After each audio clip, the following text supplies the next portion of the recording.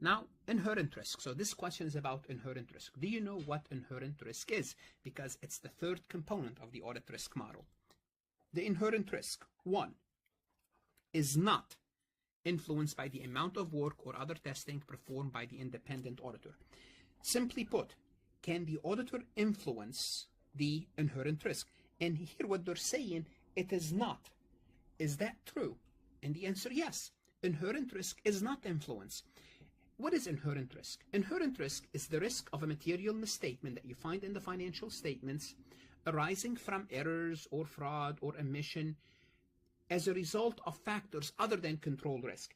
For example, if the company uses a lot of judgment in their accounting system, they have a lot of numbers, for example, bad debt expense, impairment of assets, impairment of goodwill, estimation for warranty. Those are, they all require high degree of judgment. Or they have, for example, financial transaction that are hedges and forward contract and option that are complicated. What happened is, by itself, the audit is inherently risky. That's what we mean by inherent risk. So the auditor, they cannot influence. I'm sorry, inherent risk is not influenced by the amount that the auditor work performed. It's just, if it exists, it exists. Is it a characteristic of the accounting system and personnel who work in that system? Yes, it's characteristic of the accounting system and the personnel.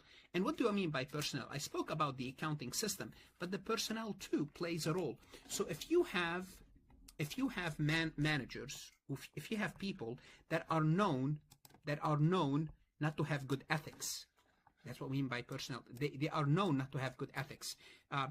Or the company, they have a high turnover of top managers. Well, guess what? There's an inherent risk in their personnel.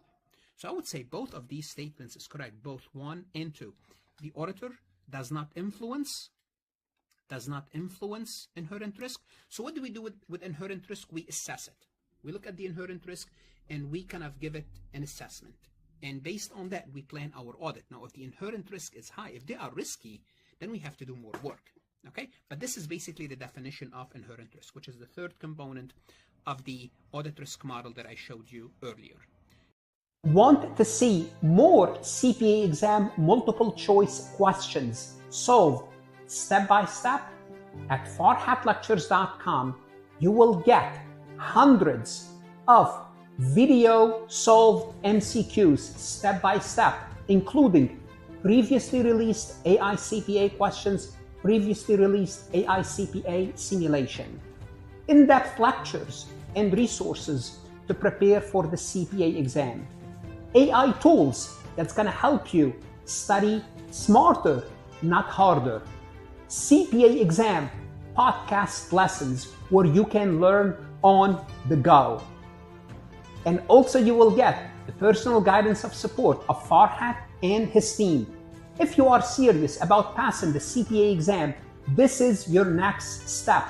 Visit the website farhatlectures.com, start your free trial, and I hope to see you on the website.